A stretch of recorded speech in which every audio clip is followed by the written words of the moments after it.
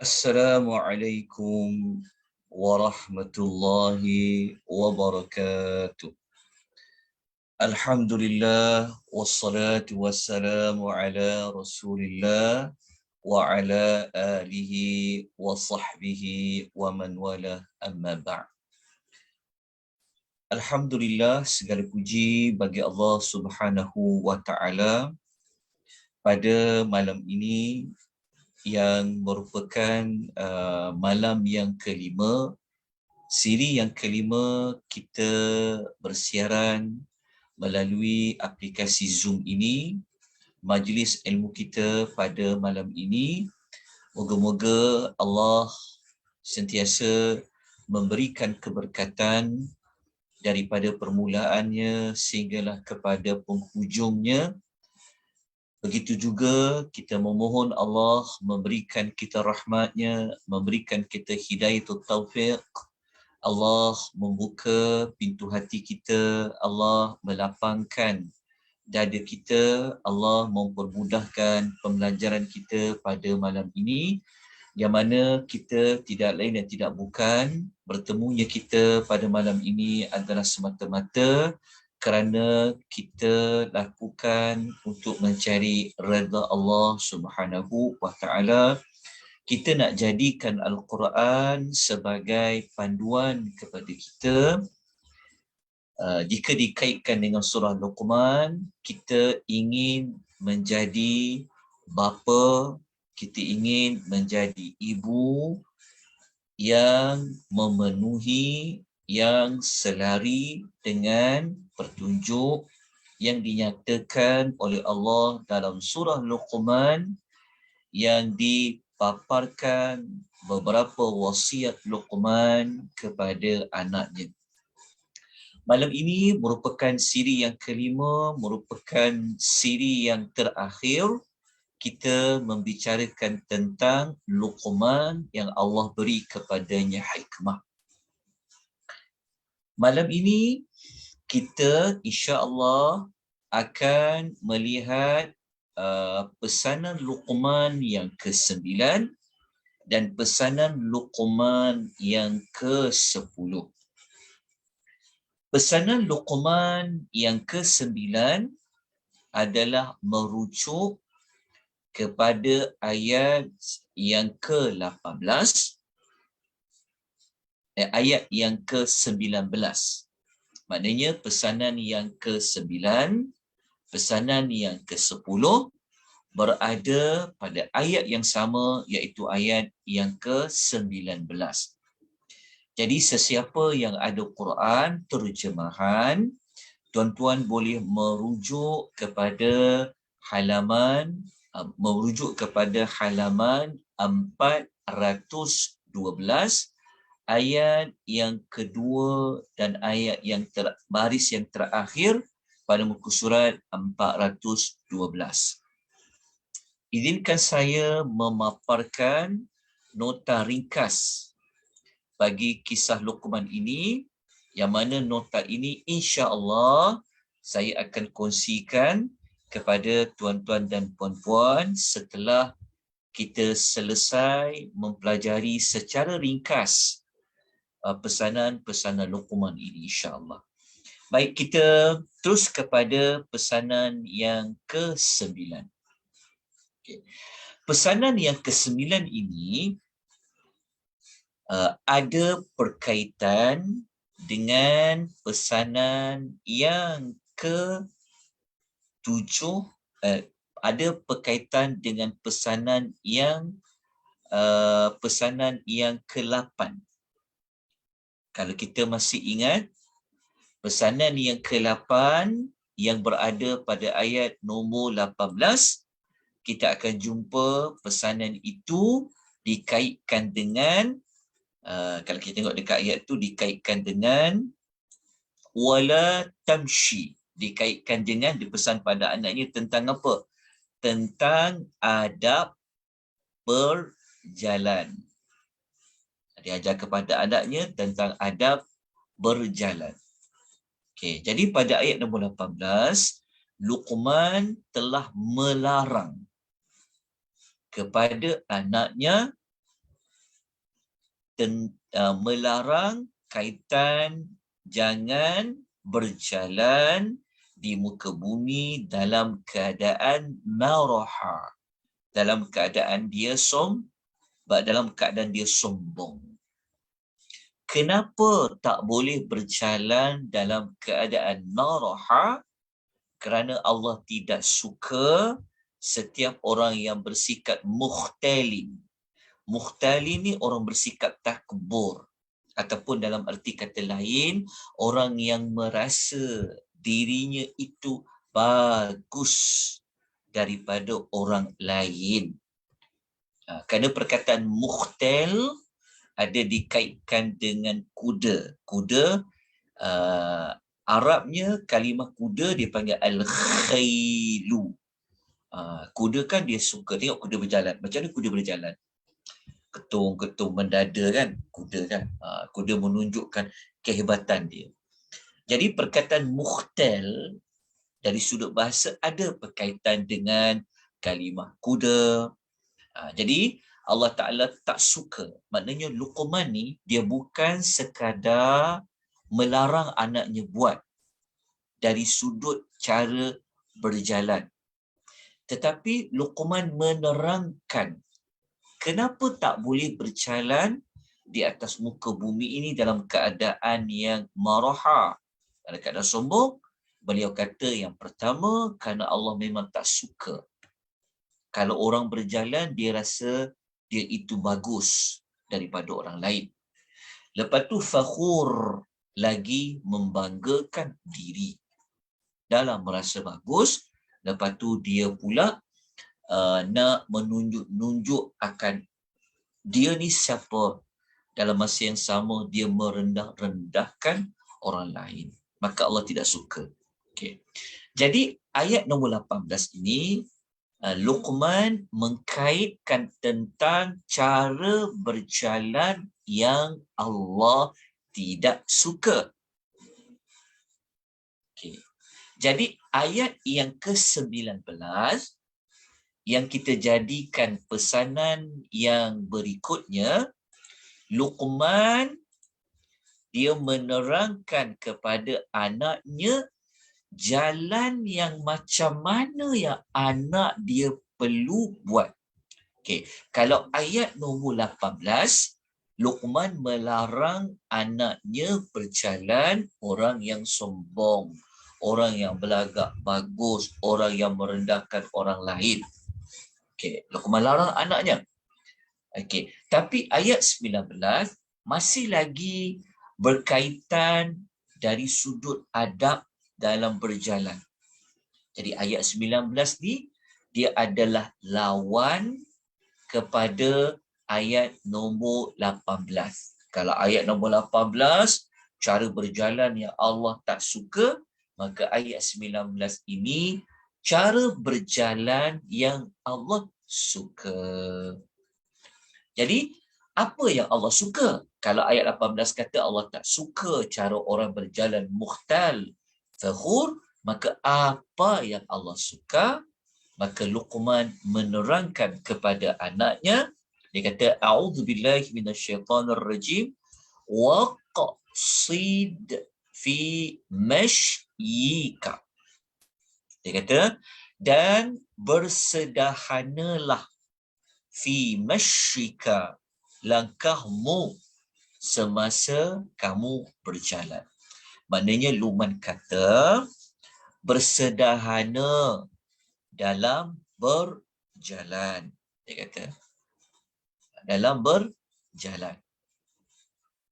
Rupa-rupanya adab berjalan ini juga merupakan salah satu pesanan yang kita perlu ajar kepada anak-anak.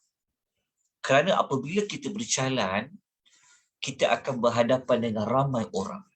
Orang akan perhatikan kita. Jadi Islam mengajar kita apabila kita berada bersama dengan orang lain, maka apa adab yang perlu. Tapi adab dekat sini dikaitkan dengan berjalan. Okey. Jadi ayat ni menunjukkan bahawasanya berjalan yang dipilih adalah berjalan yang bukanlah terlalu cepat, tergopoh kapah, bukan juga berjalan yang terlalu lambat. Berjalan nampak macam orang yang tak sihat. Berjalan dalam keadaan seperti orang yang lemah. Tetapi Luqman mengajar kepada anaknya mengambillah jalan tengah, iaitu bersederhana dalam berjalan. Okey. Sudut lain, kalau kita tengok sudut pertama adalah pada cara berjalan tu. Tidaklah terlalu laju. Okey, dan tidaklah terlalu perlahan.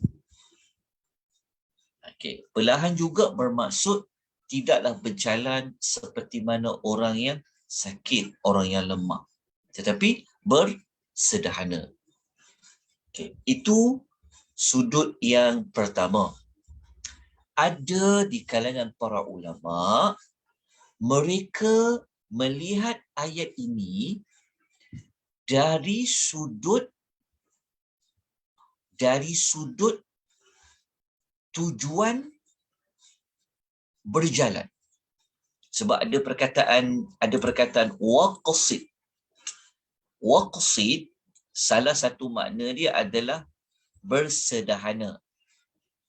Tapi salah satu maksud dia lain, kata para ulama, seperti mana kata Dr. Salah Al-Fatah Al-Khalidi, dia kata waqsid ni kan macam qasdun, qasad. Qasad tu apa? Qasad tu adalah tujuan. Tujuan. Okey, maknanya sudut lain seolah-olah Luqman kata, kalau nak berjalan ini, kalau kau nak buat perjalanan, kau nak berjalan ini, engkau pastikan berjalan engkau itu ada tujuan dia. Islam ni agama yang mengajar ada objektif, ada tujuan. Kalau tak ada tujuan, maka kurangkanlah daripada berjalan. Tapi kenapa kita berjalan? Kenapa kita melangkah? Kerana kita ada tujuan.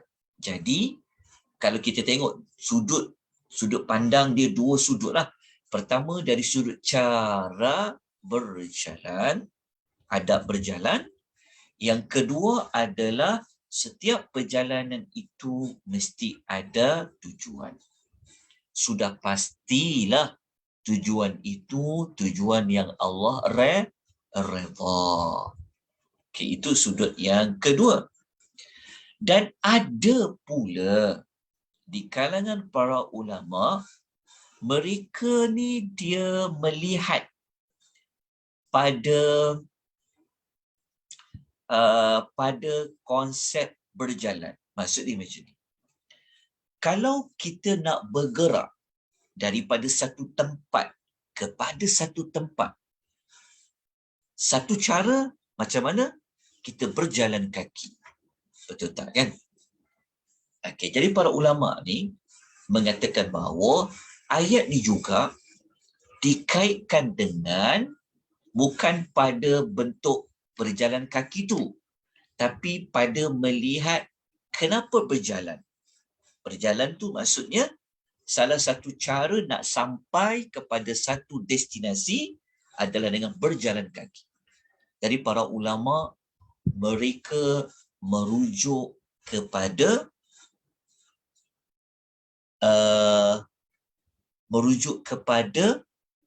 cara nak sampai destinasi. Contohnya, okey, selain kita berjalan kaki, kita nak sampai ke satu tempat, kita boleh tukar dengan cara apa? Dengan cara berkenderaan. Jadi para ulama melihat berjalan bersederhana dalam berjalan. Jadi para ulama kata, okay, tujuan berjalan nak sampai kepada satu destinasi. Maka kalau ayat ini dipandang secara umum, boleh juga membawa maksud dalam berkenderaan. Jadi kalau kita tukar langkah tu, kita tukar berjalan, kita ambil sederhanalah semasa berkenderaan. Maksud sederhana tu, janganlah kalau naik kenderaan tu bawa dalam keadaan yang laju sehingga boleh menyebabkan kemalangan, membahayakan nyawa, membahayakan orang lain. Jangan pula terlalu lambat sehingga menyebabkan langgar waktu dijanjikan ke, ataupun menyebabkan orang lain itu susah berada dan sebagainya. Tapi dia pilih apa? Dia pilih bersederhana. Ada kaitan tak? Ada berkaitan juga. Ini juga diulas oleh para ulama. Mereka tukar maksud berjalan tu adalah juga membawa maksud berkenderaan. Jadi janganlah kelang kabut dalam bawa kenderaan ni. Jadi apa yang patut buat? Sederhana, tenang, bertenang. Bawa kenderaan tu. Kenapa? Kerana ada risikonya kalau bawa dalam keadaan yang kelang kabut. Begitu juga dalam berjalan. Jalan. Mungkin tersadung, mungkin terjatuh. Okey, lepas tu dia merujuk kepada perbuatan kelang kabut ni, dia adalah perbuatan syaitan. Kita kan pernah dengar hadis Nabi, Nabi kata at-ta'anni minallah, bertenang-tenang itu adalah dari Allah. Wal ajlatu minasyaitan, tergopoh kapah, tergesa-gesa itu adalah daripada syaitan. Moga-moga tuan-tuan faham jelas pesanan Luqman yang ke-9 dalam adab berjalan. Ada ayat lain sebenarnya yang dalam surah lain yang menyebut tentang adab berjalan ni. Macam kalau kita baca dalam surah Furqan contohnya. Dalam surah Furqan, salah satu daripada ciri-ciri ibadur rahman. Apa ciri-ciri ibadur rahman tu? Mereka kalau berjalan dalam keadaan yang tenang. Kalau nak rujuk ayat, cara yang perlu dilakukan dalam berjalan, tuan-tuan boleh rujuk ayat nombor 63. Ayat 63 Suratul Furqan, surah yang ke-25, muka surat 365. Kita akan jumpa ciri ibadur rahman yang pertama, alladzina yamshuna 'alal ardi hauna, mereka sentiasa berjalan di atas muka bumi ini dengan tenang. Jadi itu adab dia.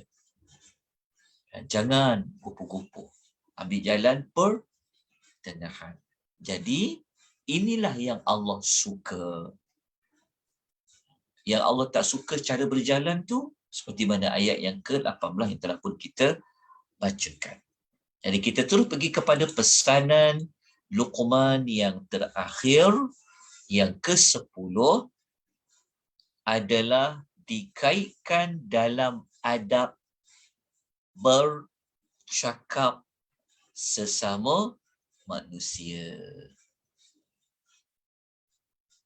Bercakap sesama manusia. Jadi apabila kita berkomunikasi dengan manusia, maka ada adab-adabnya.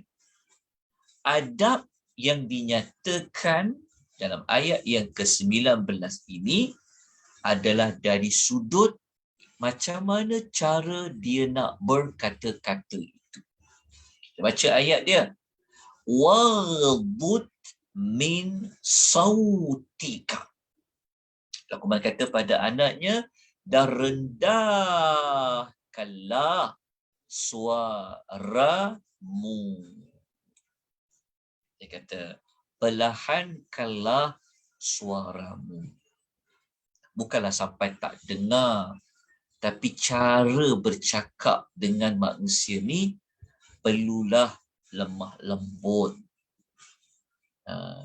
Bukan maksud suara kena lembut macam au-au tu, bukan. Rendahkan tu maksudnya dari sudut cara bercakap tu tidak terpekit-pekit, kan, dengan suara nada yang tinggi. Orang pun sakit telinga kadang-kadang. Jadi cara bercakap dengan manusia ni, rendahkan suara. Jaga dari sudut intonasinya, bahasanya. Itulah yang Luqman berpesan kepada anaknya. Dan Luqman ni juga, dia yang kita dapat belajar, dia bukan hanya sekadar melarang anaknya dari sudut berkata. Dia bukan sekadar memerintahkan anaknya menjaga adab dalam berkata-kata, tetapi Luqman menjelaskan tentang suara yang buruk itu. Dia kata, inna ankaral aswati la sautul hamir. Sesungguhnya seburuk-buruk suara ialah suara keldai. Suara hamir ni suara himar. Okey. Apa perkaitan suara himar dengan suara manusia? Okay. Sebenarnya pada ayat 19 ini, penghujung ni, Luqman dia nak menerangkan contoh haiwan yang selalu haiwan ini dijadikan sebagai bidalan. Kalau macam kita orang Melayu, kita selalu jadikan haiwan apa yang kita selalu jadikan dia dalam pemisalan yang buruk. Contohnya kita kata bagaikan anjing dengan bayang-bayang. Contoh, so objek anjing tu dijadikan sebagai bidalan yang buruk. Okay. Jadi bagi orang Arab, haiwan yang selalu dijadikan bidalan buruk adalah himar. Jadi kalau kita orang Melayu, kalau nak kata orang ni buruk macam haiwan, orang kata apa? Mungkin orang kata macam yalah, macam kita kata macam maknanya kalau kita buat contoh tadi macam anjing tadi. Okay. Ataupun apa haiwan yang selalu kita gunakan kalau kita nak kata buruk. Anjing kurap, anjing juga. Kan? Jadi orang Arab ni, mereka juga ada haiwan yang selalu dijadikan sebagai menunjukkan ia adalah buruk. Mereka selalu menggunakan hamir, iaitu himar. Jadi himar ni, dia akan mengeluarkan suara. Jadi haiwan yang buruk itu, dia macam ni lah. Macam kita kata, macam anjing dengan bayang-bayang. Kenapa dengan anjing tu? Adalah pada ketamakan dia tu. Dia nampak bayang, dia tengok, kan? Kita faham kat situ. Jadi keldai ni dikaitkan dengan suara yang keluar daripada keldai itu. Sebenarnya keldai itu sendiri adalah haiwan yang dikaitkan dengan haiwan yang selalu dijadikan sebagai perbandingan bagi perkara yang buruk. Jadi keldai itu pula memang suaranya buruk. Maka dikaitkan dengan suara. Okay. Jadi maksudnya Luqman nak pesan pada anaknya supaya jaga tutur kata. rendahkan suaramu. Cakap dalam keadaan yang lemah lembut. Bukan sampai cakap perlahan orang tak dengar. Bukan. Tapi jaga. Dan tambah-tambah lagi, dengan siapa kita kena jaga suara kita. Sudah pasti dengan ibu bapa kita. Kan Allah Ta'ala kata apa kepada kita tentang ibu bapa? Kalau kita baca dalam surah Al-Isra' kan, Allah kata apa? Allah kata apa? Fala wala taqullahuma uffin. Ingat tak Allah kata? Allah kata fala taqullahuma uffin wala tanharhuma wa qul lahuma qawlan karima. Jadi dalam banyak-banyak pertuturan yang perlu kita jaga suara kita apabila kita berkata dengan ibu dan ayah kita. Jadi, ibu dan ayah ini perlu dijaga suara. Kita jangan sampai kita kata, kita membentak, kita tengking, kita tinggikan suara kita.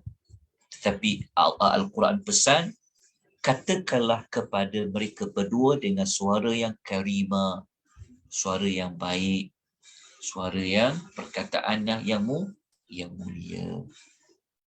Okay, jadi kalau nak tengok ayat yang kita kena menjaga tutur kata kita apabila berkata dengan ibu ayah, tuan-tuan boleh rujuk dalam surah Al-Isra, surah yang ke-17, ayat yang ke-23, berada pada muka surat 284.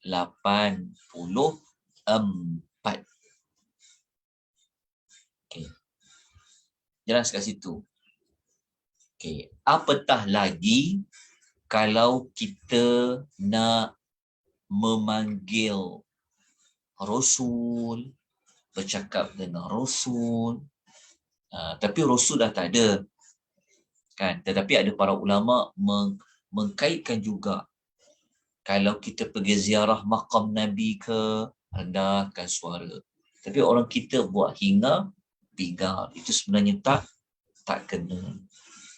Okay. Jadi begitu juga dengan berhadapan dengan manusia yang biasa. Kalau orang itu ada pangkat, maka jaga tutur bicara tu. Cakap dengan orang yang lebih tua, macam mana nada yang perlu digunakan. Dan bagaimana cara bercakap itu kita lakukan. Kalau orang yang ada pangkat lebih daripada kita, macam mana kita cakap pada dia? Jadi dia secara keseluruhannya, dia merujuk kepada secara umum. Apabila kita dengan manusia ni, macam itulah yang perlu dilakukan dalam kita bertutur, dalam kita berbicara. Sebab kadang-kadang boleh nampak keburukan kita, aib kita ni pada cara berkata-kata. Okey.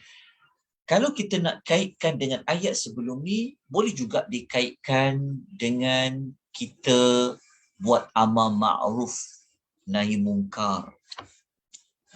Kita kan ada sebut sebelum ni kan, Luqman pesan kepada anaknya supaya ajak orang buat benda baik, larang buat benda buruk. Boleh dikaitkan dengan ayat ni juga. Maknanya kalau kita nak ajak orang buat baik, cakap dengan lembah lembut, jaga tutur bicara, jangan dimaki orang tu, jangan diherdik dia, jangan ditercah dia. Jadi orang akanlah lari daripada dakwah. Okay. Muslimin dan muslimat rahimani wa rahimakumullah. Maka selesailah secara ringkas saja. Sebab kalau nak bincang kehalusan ayat, perbandingan ayat, nanti dia panjang.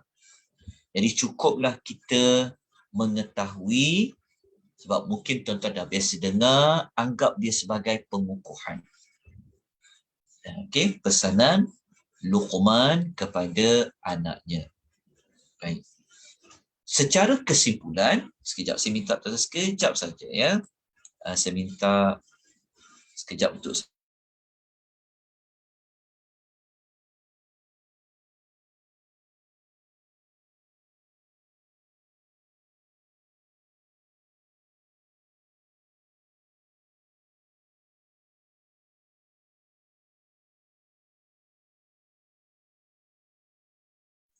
okey, alhamdulillah. Tuan dengar tak suara saya? Dengar, Ustaz. Dengar, alhamdulillah. Okey, kita masuk kepada kesimpulan yang kita dapat pelajari daripada wasiat Luqman ini. Okey, saya menggunakan pendekatan ambil wasiat Luqman ni pada ayat-ayat yang ada seruan ya bunayya. Jadi kita dapat kumpulkan lebih kurang ada 10 pesanan Luqman kepada anaknya. Okey, ada para ulama dia buat 9, ada para ulama dia asingkan. Tak apa, dia tak jadi. Dia bukan satu perkara yang mesti kena 10 saja. Sebab mungkin ada orang dia buat pecahan lagi. Kita tak apa. Okey, pendekatan kita yang saya gunakan, kita melihat kepada 10 pesanan yang kita dapat pelajari daripada kisah Luqman. Okey, kemudian daripada 10 pesanan tersebut,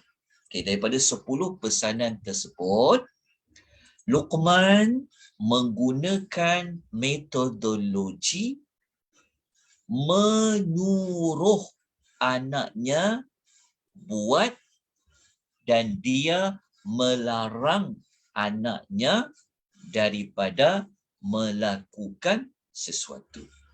Kita boleh kata dalam 10 wasiat Luqman tu, dia menggunakan kaedah do dan dia juga menggunakan kaedah dun.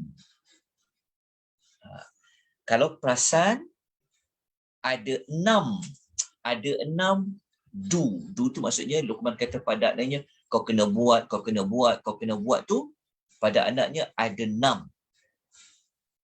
Dan Luqman larang anak dia. Jangan. Ada 3. Okey, 6 tu, 6 yang Luqman kata pada anaknya perlu buat tu. Okey, dalam isu apa? Okey, saya catatkan, saya tunjukkan. Ya. Okey, salin. Sikit je, pendek je. Okey. Yang pertama, okey ingat ya, ada 6 berbentuk perintah kena buat. Okey, Luqman cakap pada anaknya. Okey, yang pertama adalah perintah mendirikan solat. Tengok pada perintah mendirikan solat. Kan Luqman suruh anaknya buat apa? Dia kata, aqimis salah. Ini perintah yang pertama Luqman. Dia menggunakan kaedah kata anaknya, dirikanlah solat. Okey, kita tulis dia P1. Perintah 1. Okey. Lepas tu, perintah Luqman yang kedua pada anaknya, wa'mur bil ma'ruf. Luqman kata, suruhlah manusia buat baik. Ini P2, perintah 2. Perintah 3, Luqman kata pada anaknya, wanha 'anil munkar. Luqman kata, larang, cegah manusia daripada buat mungkar. P3. Okey, jelas? Okey, dapat? Okey. Perintah yang keempat, Luqman suruh anaknya apa? Wasbir ala ma asabak. Sampai ayat ni. Ini adalah pesanan keempat Luqman pada anaknya. Dia suruh anak dia sabar dan sabar. Okey, nombor 5, Pesanan Luqman yang kelima, ni bukan pesanan yang 10 tadi ya, ini macam perintah lah. Perintah Luqman yang kelima kepada anaknya, kita ambil balik semula yang kita belajar ayat 19 tadi tu ada dua. Ambil 19 tadi, yang ni lah. Apa dia perintah yang kelima? Inilah perintah yang kelima. Luqman kata pada anaknya, waqsid fi mashyika. Luqman kata pada anaknya, sederhanalah dalam berjalan tu. Okey, perintah 5. Perintah ke-6 inilah, waghdud min sautika. Dia kata rendahkanlah suara. Ini adalah perintah 6. Okey, jelas? Okey, dapat tuan-tuan? Perlu saya ulang? Okey. Lepas tu, Luqman dia mengguna pendekatan kepada anaknya melarang. Dia kata jangan, la. Kalau kita perasan, ada 3 la. Ada 3 la. Maksudnya, ada 3 larangan yang Luqman sampaikan kepada anaknya. Okey, larangan itu nombor 1 apa? Dia dekat mana? Okey, kita tengok dekat sini. Kita tengok dekat ayat nombor 13. Kita akan jumpa la. Ya. Okey. Larangan yang pertama Luqman, semua sekali ada 3. Yang pertama ni, la. Jangan saya tulis L satu ya. Larangan 1. Dia kata jangan mensyirikkan Allah. Ni larangan dia. Okey, dah jelas. Okey, larangan Luqman yang kedua kepada anaknya, kita kena ambil balik ayat yang hujung tu. Ayat ni. Cuba tak ayat nombor 18, Luqman dia jumpa perkataan la kan? Luqman kata, wala tusa'ir khaddaka linnas. Luqman kata, janganlah. Dia kata, kau memalingkan mukamu. Ini adalah L, larangan yang kedua. Larangan yang ketiga, Luqman kata, wala tamshi fil ardi maraha. Ini larangan ketiga. Dia berkata la tu maksudnya jangan. Okey, jelas tuan-tuan. Maknanya kita akan jumpa ada 6 perintah berbentuk kena buat.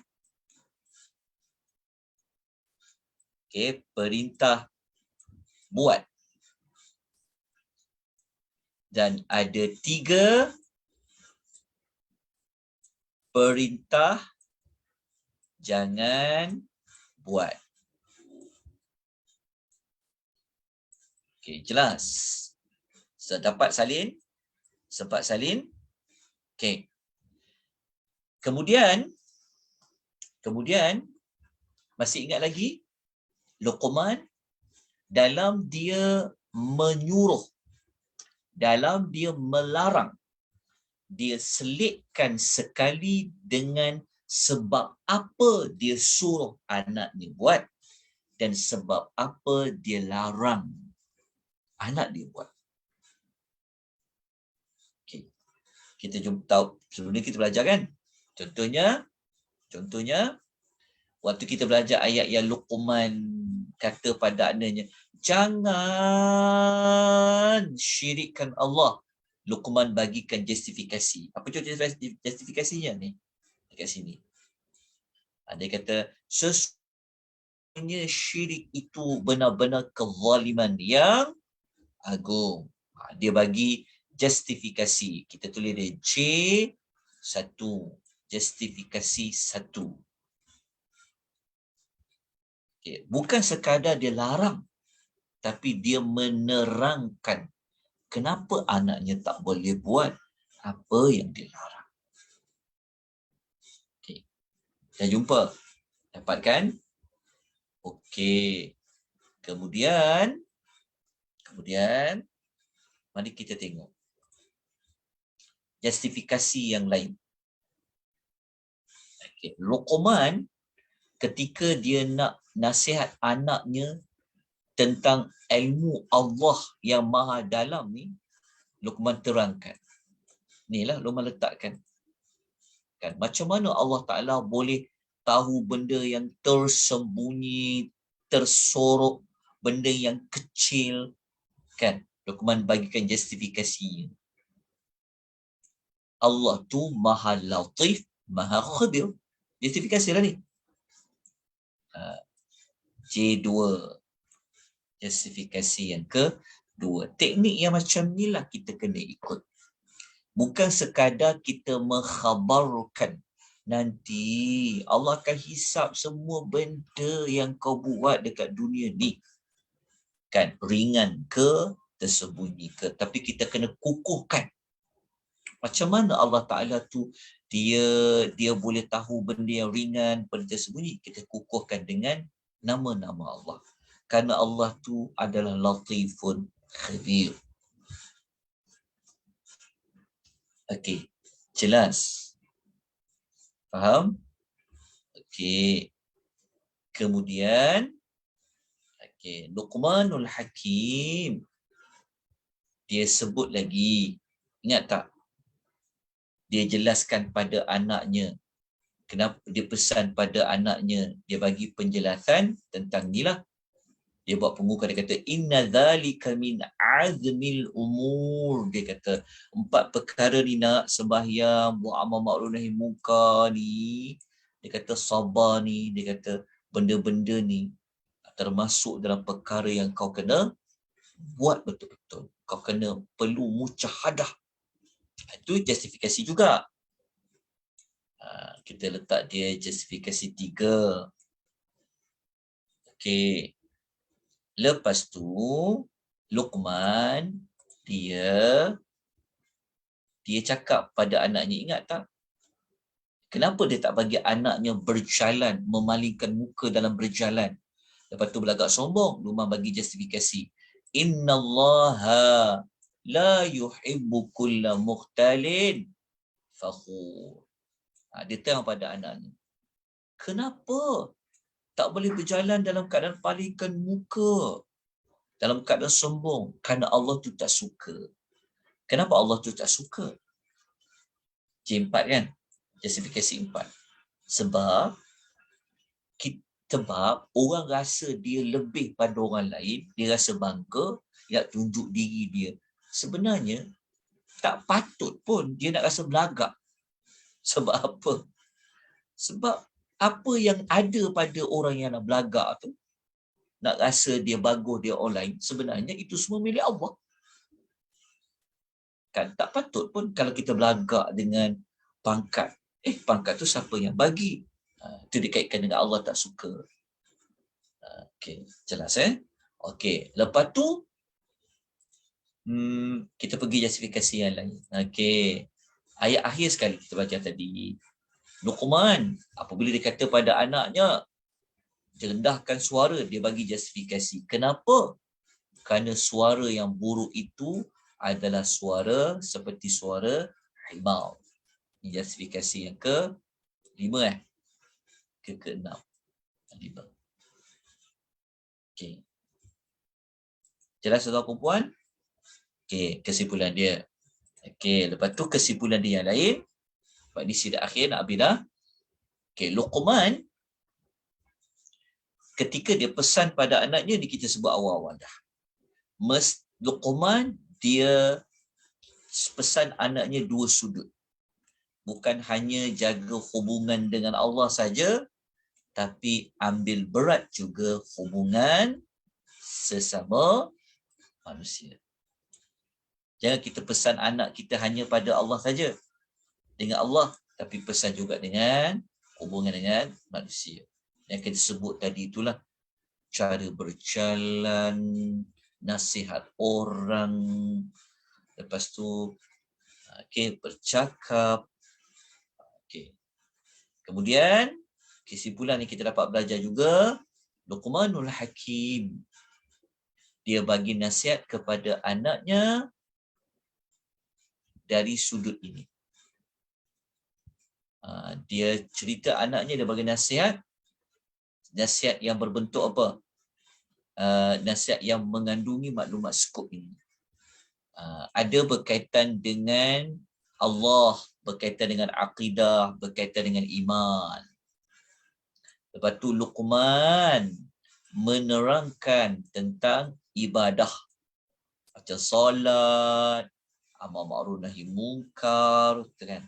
Okey, lepas tu Luqman juga menekankan anaknya tentang akhlak.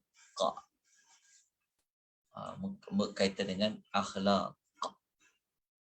Okey, kalau tuan nak tambah satu lagi, ada setengah ulama dia tambah satu lagi berkaitan dengan dakwah. Boleh juga. Dakwah ni yang kita ajak orang buat baik, cegah orang daripada perkara mungkar. So aspek-aspek ini kita perlu terapkan kepada anak-anak kita.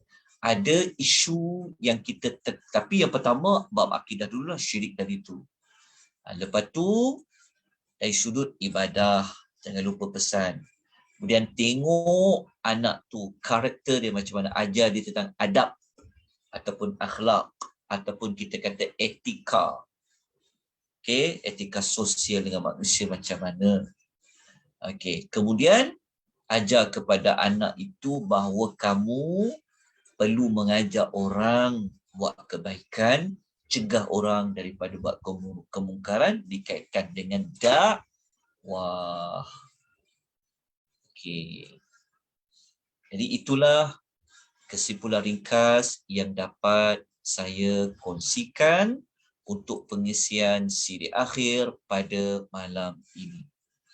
Buat pengetahuan tuan-tuan dan puan, sebenarnya pengisian Khamis malam Jumaat seperti malam ini dan minggu-minggu sebelum ini dikendalikan, disampaikan di bawah bimbingan Al-Fadhil Ustaz Afwan Mansur Hafizullah. Tetapi beliau minta untuk memberikan ruang dia menumpukan nak menyiapkan. Beliau sedang belajar PhD. Jadi beliau minta saya supaya beri dia ruang untuk dia menyiapkan kertas cadangan penyelidikan. Dia panggil proposal research tu. Jadi daripada saya membiarkan ia hanya kosong, maka saya mengambil usaha itu dengan saya menyambung apa yang sepatutnya Ustaz Afwan menerangkan. Jadi saya mohon maaf kalau ada kekurangan, ada kelemahan di dalam pengisian berkaitan dengan kisah-kisah di dalam Al-Quran yang bukan kisah para Nabi, tetapi kisah-kisah bukan para Nabi seperti kisah Luqman ini.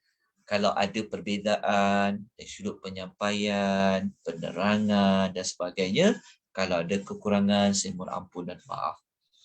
InsyaAllah nanti tuan-tuan akan bersama lagi dengan Al-Fadhil Ustaz Afwan.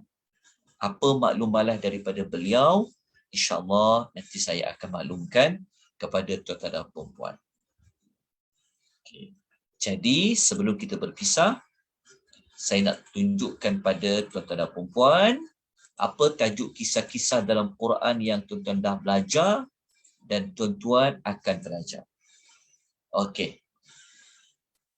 Dengan Ustaz Afwan dulu, tuan-tuan dah belajar tentang apa? Dia belajar tentang kisah lembu betina Bani Israel tak? Ini kisah-kisah dia. Harut Marut dah belajar. Kisah Talut dah belajar. Lelaki mati 100 tahun dah belajar. Kisah sesat kat Bani Israel ni rasa macam Ustaz Afwan dah ajar. Ni tajuk-tajuk dia. Dua anak Adam. Ujian hari Sabtu ni rasanya macam dah ajar. Jual agama ni dah ajar juga. Okay. Ini di antara tajuk lah. Jadi yang kita cerita tadi tu kisah apa? Kisah yang ke-16. Kisah Luqman. InsyaAllah nanti kita jumpa lagi pada sisi yang akan datang. Pada minggu hadapan, hari yang sama, kami malam Jumaat, kita akan tumpu pada kisah-kisah di dalam Al-Quran yang bukan kisah para Nabi. Okey, berita baik untuk tuan-tuan dan puan, kisah para Nabi, saya akan letakkan satu hari, kita akan belajar secara terperinci kisah 25 Nabi. Kita nak habiskan kisah 25 Nabi, yang mana kita akan mulakan dengan kisah Nabi Adam, sampailah kepada kisah Nabi Muhammad tu, kita belajar sirah lah. Tapi kita akan buat tajuk dia, Jejak 25 Rasul. Dia punya tajuk besar dia. So kita akan buat setiap minggu, supaya kita tahu kisah-kisah para Nabi. Lepas tu ditampung dengan kelas Khamis malam Jumaat, tajuknya adalah kisah-kisah di dalam Quran yang bukan kisah para Nabi. Jadi supaya melengkapkan kisah-kisah itu, ada kisah para Nabi, ada kisah yang bukan kisah para Nabi. InsyaAllah kita jumpa lagi pada sesi akan datang.